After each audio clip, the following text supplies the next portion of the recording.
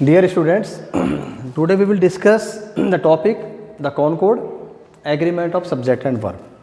You know, concord is a kind of mutual correlation between the subject and the verb.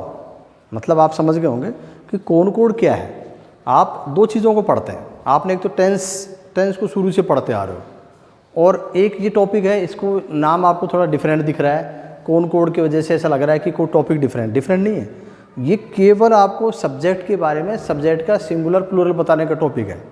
अब दो बातें हो गई, एक तो हो गया टेंस, ठीक है, और दूसरा हुआ टेंस में क्या है, दूसरा है आपका कॉनकॉर्ड।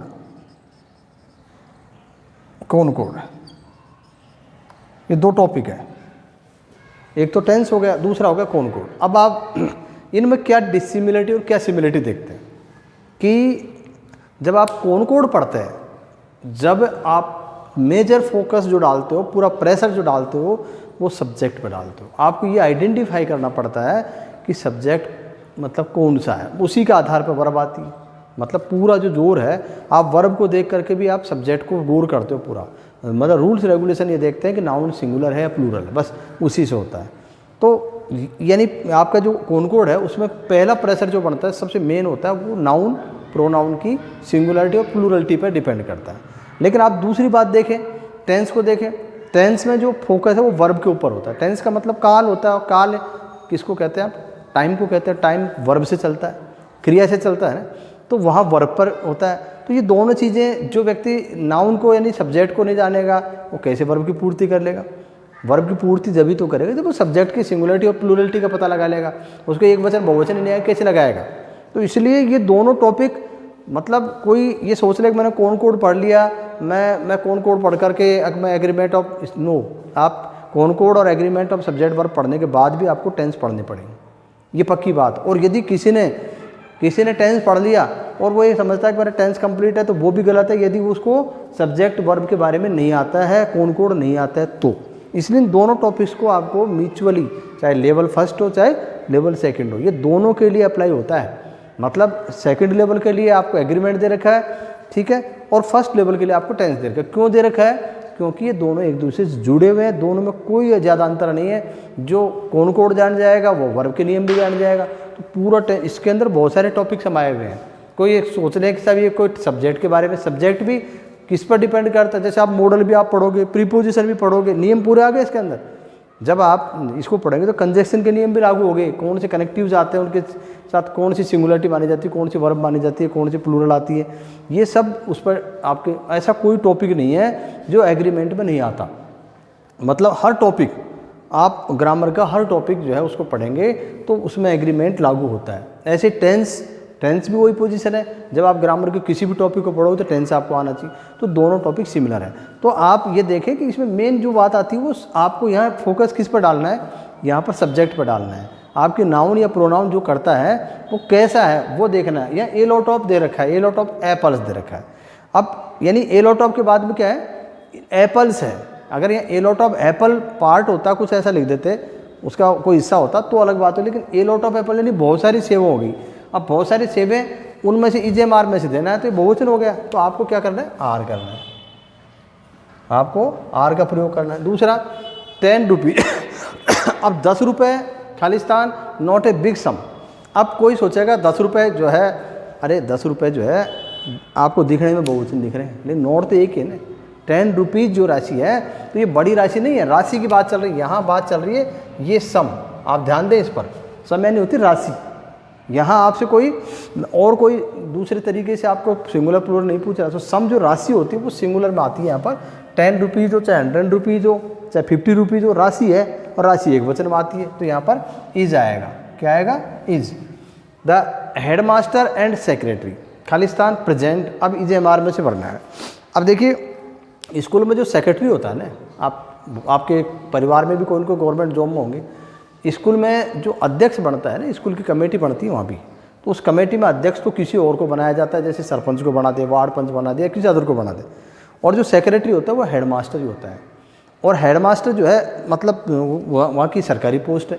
ये दोनों पद एक ही होते हैं। तो ऐसे जब दो पदों का व्यक्ति एक ही व्यक्ति होता है तो वहाँ पर सिंगुलर वर्ब का प्रयोग होगा क्योंकि वो सिंगुलर है। व्यक्ति एक ही है, हेडमास्टर और सचिव जो है वो मौजूद है, मतलब जो हेडमास्टर भी है, तो इसलिए इज का प्रयोग होगा। इसी प्रकार से नाइदर नीतू नोर हर सिस्टर्स, आप ध्यान दें, नाइदर नोर, आइदर और, नॉट ओनली बट आल्सो, ये जो है इनमें बाद वाली जो नाउन या प्रोनाउन होती है उसके अनुसार आती है। यहाँ सिस्टर्स लिखा हुआ, आप ध्यान दें सिस्टर्स पर, सिस्टर्स बहुवचन है, न तो वो न उसकी बहनें। अब बहनें यहाँ पर क्या हो जाएगा, आर, क्या हो जाएगा, आर हो जाएगा क्योंकि प्लूरल है। Not only the lame boy, आप ध्यान दें इस पर भी, न केवल लंगड़ा बच्चा, बट आल्सो हिज पेरेंट्स, या पेरेंट्स लिखा हुआ है, उसके माता पिता, तो यहाँ बहुवचन है।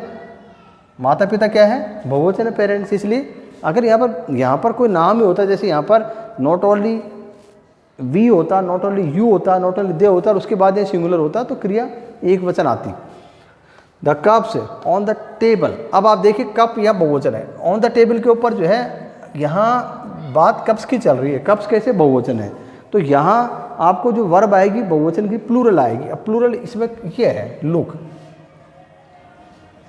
जब क्रिया में एस लग जाता है, ऐसे लगता है तो वो सिंगुलर हो जाती है, ध्यान दें आप इस बात पर। जब नाउन में यानी संज्ञा में जब ऐसे लगता है तो वो बहुवचन हो जाती है, लेकिन क्रिया में ऐसे कब लगता है, जब वो सिंगुलर होती है।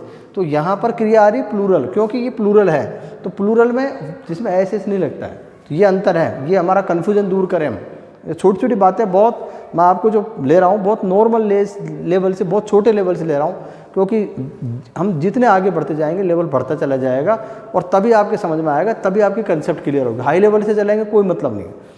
दूसरा, द कैटल खालिस्तान ग्रेजी। अब कैटल क्या है आपको पता है, पीपल है, कैटल है, ये बहुवचन में आते हैं, तो कैटल यानी मवेशी है, तो आर आएगा, ठीक है ना। इसी प्रकार से द न्यूज़, अब न्यूज़ आपको बताया था, फिजिक्स है, न्यूज़, ऐसे बहुत सारे शब्द बताए थे, स्टैटिक्स है, मैथमेटिक्स है, ये सिंगुलर में आते हैं हमेशा। ये चैन में ऐसा लग रहा है, लेकिन ये यहाँ पर ये एक वचन माने जाएंगे। इज 10 माइल्स खालिस्तान, अब आपको पता है जैसे 10 रुपीज़ था, क्योंकि बात यह डिस्टेंस की चल रही है, डिस्टेंस दूरी, अब दूरी यहाँ एक वचन के लिए है, तो जैसे सम राशि होती है ऐसे डिस्टेंस दूरी है, तो 10 मील की दूरी कोई बड़ी दूरी नहीं है, इज नॉट, तो यहाँ पर इज आ जाएगा, is not a long distance.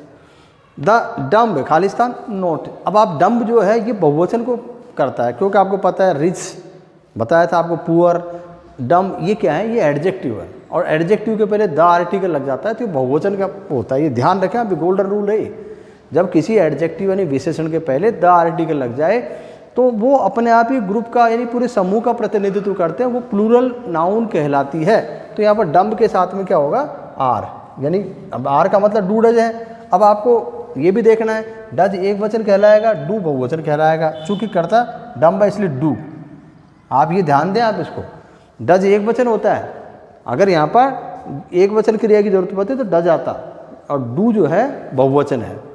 There खालिस्तान a large number of boys in our class, देखिए देयर का नियम भी ध्यान रखें आप, देयर से कोई क्रिया नहीं आती, देयर के बाद जो होती है, जो नाउन आती है, प्रोनाउन आती है, वो कैसी है। अब यहाँ बॉयज है, कक्षा के अंदर जो बच्चे हैं बॉय होता है ना जब, तो एक वचन होती है, लेकिन बॉयज है इसलिए बॉयज के हिसाब से आएगी, मतलब बड़ी संख्या में लड़के हैं तो बहुवचन हो गया, इसलिए यहाँ पर आर आएगी।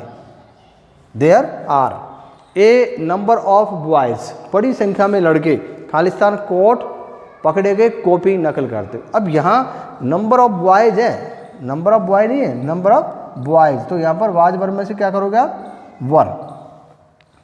The military Khalistan called out, अब आप ये देखें, आपको ध्यान है पुलिस में तो बहुवचन आता है, ये कंट्रोवर्सी वाली बात है, जब पुलिस आता है तो उसको आप प्लूरल मानते हैं, लेकिन जब आप मिलिट्री की बात करते हैं तो मिलिट्री में भी अलग अलग वो होती है, फोर्स होती है अलग अलग, और मिलिट्री को सिंगुलर माना गया है तो वाज कॉल्ड आउट, मिलिट्री को बुलाया गया। आप ये ध्यान दें। The news of his accident, अब आप यहाँ पर यानी उसकी दुर्घटना की खबर, पहली बात तो न्यूज ही एक वचन है, फिर उसकी दुर्घटना की, तो यहाँ पर वाज, यहाँ अगर आप ध्यान दें, यह हिज की जगह देयर भी होती, आप ध्यान दें इस बात पर। अगर यहाँ बहुवचन भी होता है एक्सीडेंट से पहले तो भी एक वचनी क्रिया आती, क्योंकि यहाँ कर्ता न्यूज़ को माना गया है, यहाँ कर्ता न्यूज़ है इसलिए न्यूज़ के हिसाब से आवाज आइए। नाइदर ऑफ द मैन, अब आप देखिए neither of the man Khalistan टाल, ये चॉइस का मामला हो गया, ध्यान दें। आइदर ऑफ और नाइदर नो, इनके साथ अगर पीछे और नोर नहीं आ रहे तो ये सिंगुलर होते हैं हमेशा। आइदर और नाइदर कर्ता कौन होते हैं, सिंगुलर होते हैं, चाहे वो पीछे यहाँ मैन बहुवचन आया है, मतलब यानी उन लोगों में से कोई भी एक नहीं, आप जान दें कोई भी एक नहीं वो आ जाएगा यहाँ पर। ये बहुत महत्वपूर्ण है। जब चॉइस का मामला होता है ना, चॉइस का, तो ऐसा ही होता है। चॉइस के मामले में यही होता है कि इसको इस तरह करते हैं। मतलब ये जो चल रहा है each one of our houses, अब यहाँ ईच वन जो आ रहा है ये सिंगुलर है, आप इस पर ध्यान दें। ईच वन मतलब हाउसेज से मतलब नहीं, ये चॉइस वैकल्पिक होते हैं, ये अल्टरनेटिव होते हैं। आइदर वाला है, ईच है, एवरी है, ये सिंगुलर में आते हैं। तो each one of our house, हमारे मकानों में से प्रत्येक, यानी बात सिंगल की चल रही है। अब ये कैसा है, ईज है, मतलब क्योंकि उसको किराए पर देना है। बहुत सारे मकान हैं, उनमें से प्रत्येक मकान को किराए पर देना है, तो यानी ईज आ गया। 2/3 पॉपुलेशन ऑफ द कंट्री, मतलब बात चल रही देश की, देश से मतलब नहीं, उस देश की जो आबादी उसका भी 2/3, 2/3 यहाँ पॉपुलेशन जो आबादी है चल रही है। तो आबादी एक वजह नहीं तो होती है, चाहे वो आधी आबादी हो, चाहे 2/3 हो, चाहे 1/4 हो। आबादी जो है वो अब यहाँ एक वचन के हिसाब से लिव जाएगा। आपके हमारे देश में हमारी जो आबादी है देश की 2/3 कहाँ रहती है, गाँव में रहती है। एक वचन है ये, बहुवचन नहीं है। The cost of all these articles, अब आप यहाँ देखें कोस्ट से मतलब है यहाँ कोस्ट यानी कीमत की बात चल रही है। यहाँ ये इन आर्टिकल से को मतलब कितने ही सामान हो, लेकिन उनकी कीमत जो है एक ही है। बहुत सारे अलग अलग आइटम है, तो यहाँ पर क्या होगा, हैज। एक वचन आ रही, इसको हम क्या मानते हैं, एक वचन। तो एक वचन में क्या आएगा, हैज। बहुवचन में क्या आता है, हैव। तो हैज राइज है। The tallest of 3 boys to meet me daily. अब देखिए 3 लड़के हैं, उनमें से सबसे लंबा, बात चल रही है यहाँ, ये जो दे रहा है 3 लड़कों से कोई मतलब नहीं, 3 लड़के हैं, 3 लड़के, उनसे कोई मतलब नहीं, बात यह सबसे लंबे की चल रही है। द टॉलेस्ट सबसे लंबा और 3 बॉयज, तीनों लड़कों में से वो क्या करता है, वो कम्स आता है, comes to meet me daily, वो मुझे रोजाना मिलने आता है। All the students of my class, अब ये पूरे के पूरे छात्रों का प्रतिनिधित्व कर रहा है, एक का नहीं कर रहा, पूरे जितने भी छात्र, all the students of my class, मेरी कक्षा के पूरे छात्र। अब चूंकि बहुवचन है इसलिए इसमें आएगा लर्न। आप ध्यान दें, अगर ये एक वचन होता जब तो लर्न में ऐसा लगता, लेकिन ये प्लूरल है, कर्ता बहुवचन है, इसलिए क्रिया भी बहुवचन आई, ये क्रिया बहुवचन है। जब क्रिया में ऐसे लगता है तो सिंगुलर हो जाती है। आप ध्यान दें, every man, women and child. अब आप ध्यान दें, चाहे वो एवरी के साथ कितने ही लग रहे हैं, एंड से जुड़े ही नहीं है वो, मतलब एवरी मैन। अब देखिए प्रत्येक व्यक्ति, मैन व्यक्ति हो गया, वुमेन हो गया, यानी कैटेगरी एवरी की चल रही है यहाँ पर, चाहे वो एंड से मतलब यानी हर व्यक्ति को जोड़ा जा रहा है। तो एवरी है करता है, इसका करता कौन है, एवरी। तो इसलिए क्या है, प्रेजेंट इन द फेस्टिवल। तो यहाँ प्रत्येक जितना भी, चाहे वो लड़का हो, ये अलग अलग कैटेगरी होगी, चाहे मैन हो, चाहे वुमेन हो, चाहे चाइल्ड हो, उनमें से प्रत्येक वो सारे के सारे वो मौजूद था, मतलब वहाँ पर। आइदर हरी और हिज ब्रदर। अब आप देखें आइदर और, नाइदर और, नॉट ओनली बट आल्सो, इसमें क्या होता है, पीछे वाले नाउन के अनुसार आता है। अभी पीछे वाले नाउन कौन है, ब्रदर। ब्रदर का है, एक वचन ही तो है, बहुवचन थोड़ी है। तो ये क्या होगा, हैज। ये क्या होगा, हैज होगा, एक वचन है इसलिए हैज आएगा। बहुवचन होता, ब्रदर्स होता तो हैव आता। हरी बिसाइड्स हर सिस्टर। अब देखें आप, यानी ये चाहे बिसाइड्स हो, चाहे अदर विद हो, चाहे अलॉन्ग विद हो, ये मतलब किसके जो करता कौन है, हरी रहेगा। Along with, as well as, with, ये ऐसे होता है उनकी, यानी उसकी सिस्टर के अलावा, उसके सिस्टर के अलावा जो हरी है वो क्या करता है, goes to school by car. एक वचन ही तो होगा, हरी को आप क्या मानेंगे, एक वचन मानेंगे। Go the number of questions in this paper. आप ध्यान दें, यानी प्रश्न तो बहुत सारे हैं पेपर के अंदर, प्रश्न बहुत सारे, लेकिन नंबर की बात चल रही है। नंबर यानी संख्या। इस पेपर के अंदर जो प्रश्नों की जो संख्या है, एक वचन है ये। अब ये 25 का एक आंकड़ा हो गया है यहाँ पर, इज 25। आपसे आर नहीं आएगा, संख्या के लिए नंबर एक वचन मानी जाती है हमेशा, ठीक है। The great poet and scholar, ये भी क्या है, ये वही बात है जैसे ब्रेड एंड बटर हो गया, जैसे मतलब head master and the secretary हो गया।